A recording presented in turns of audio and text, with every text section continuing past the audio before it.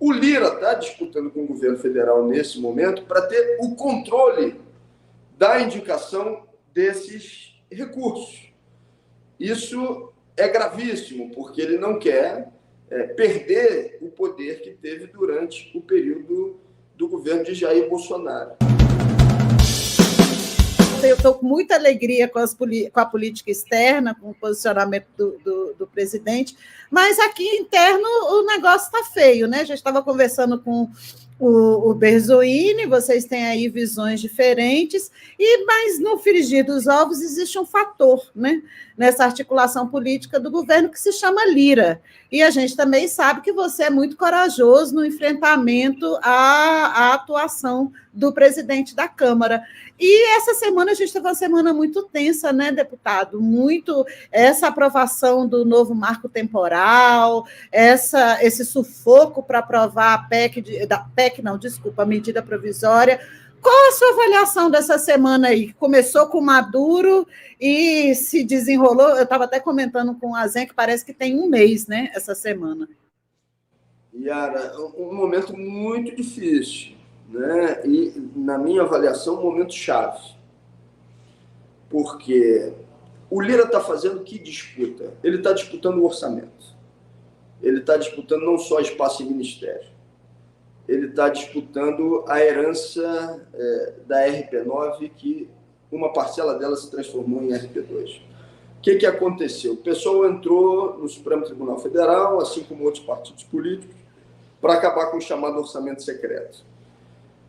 E o Supremo deu uma decisão favorável. E esse orçamento secreto, então, ele se transforma numa ampliação das emendas individuais, num valor grande, daquelas formais publicadas.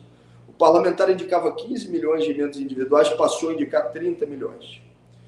E, além disso, as chamadas emendas RP2, que muda um pouco o caráter que existia até então, porque tem que identificar quem são aqueles que vão ser recebedores do recurso e aqueles que estão indicando, mas que mantém aquilo que, na nossa avaliação, é um enorme problema, e por esse motivo, inclusive, o pessoal não faz a indicação desse tipo de emenda, que é a definição política e a orientação sobre determinado tema com um papel do líder para definir quem vai receber aquela emenda ou não. Então, o deputado do Centrão tem no seu líder aquele que vai definir, dependendo de como ele vote, se ele vai receber essa emenda ou não. Então, esse é um problema que persiste.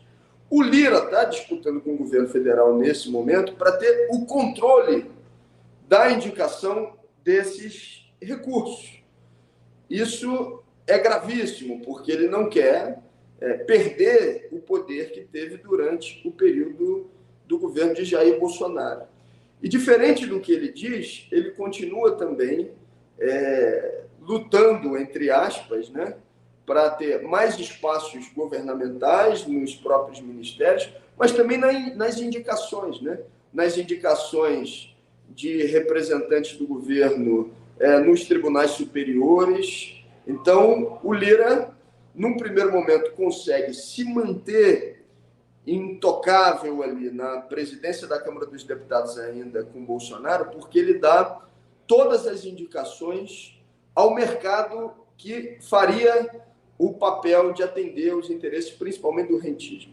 E faz isso de maneira dramática para nós, de forma mais eficaz para os seus próprios objetivos do que os seus antecessores, do que o próprio Rodrigo Maia e do que o próprio Eduardo Cunha, porque ele vai e faz autonomia do Banco Central, faz entrega do setor de água e saneamento, aprova a privatização dos Correios e por aí vai. Então, ele se blinda dos ataques que poderiam vir da grande mídia quando dá atendimento a essa agenda. E agora, ele passa a dar um atendimento fatiado aos setores reacionários do Congresso, para garantir já o que é a sustentação dele na cadeira, mas a próxima etapa, que é a eleição do seu sucessor. Então, CPI do MST é para quê? É para atender o setor reacionário do latifúndio brasileiro. E vai fazendo isso com os vários grupos específicos que são representados no parlamento. Tem que fazer um enfrentamento a eles. Não tem outra alternativa ou solução. Eles normalmente dizem o seguinte: mas tem muita desarticulação da área política do governo. Desarticulação tem, ou seja, assim, mas essa reclamação de desarticulação eu ouço desde que sou deputado federal, e ela vai continuar existindo. O problema é que, do ponto de vista do Lira, só não vai ter desarticulação quando ele assumir o comando da articulação. Que é o que ele quer fazer enquanto o Glauber não volta. O Lira... Continuou me ouvindo? Vai lá, vai lá. Só não vai ter problema de articulação política para ele, e não estou dizendo que não tem problemas, mas só não vai ter problema quando ele assumir a articulação política. É isso que está em jogo. Ele está lutando para ele ser o condutor, através das suas estruturas, como foi durante o governo de Jair Bolsonaro, da articulação política. Então, é um processo de disputa de poder e dinheiro. Se ele assume a coordenação política, evidentemente, o tensionamento com forças de esquerda como o PSOL se agudiza, porque a gente já sabe o que é a representação do Lira. Por outro lado, se o governo Lula não se mobiliza a quente, o Lira passa a ter um domínio e ampliação do boicote sobre qualquer política do governo que seja de atendimento à classe trabalhadora. Ele só vai facilitar e votar favoravelmente as medidas que são de interesse direto do mercado. Então, é um momento decisivo, né? Se a posição do Berzolini prevalece, as nossas tensões em relação ao governo se ampliam, porque a gente vai tensionar por uma posição que confronte o Lira.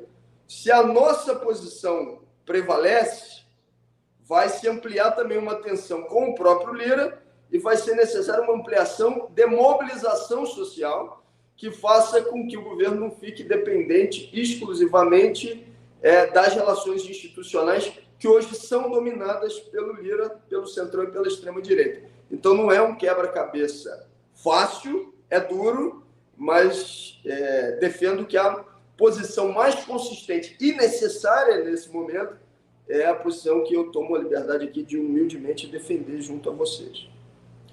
Ô, Yara, eu já vou sugerir para o Gui, então, 2 cortes, né? Nós temos um corte com o Berzolini apresentando uma proposta de condução e um bem distinto do Glauber. Eu só não quero, Azenha, quero ser leviano, porque eu estou falando, evidentemente, do pouquinho que eu vi e da interpretação que eu fiz da fala do Berzolini, tá? Pode ser que num tempo mais longo de entrevista que vocês fizeram com ele, a posição seja outra. Vocês têm uma pequena distinção, não estou criando nada entre... os dois estão no mesmo campo, mas com olhares distintos. Eu queria lhe perguntar, Glauber... Desculpa até te interromper. Se a minha interpretação está correta, e eu boto essa vírgula, porque eu não vi a fala dele toda, a nossa diferença de avaliação é uma diferença grande, né? Ou seja, é uma diferença consistente e é relevante. Mas essa diferença eu não posso cravar que tem toda essa intensidade, porque eu não vi a entrevista dele toda, tá?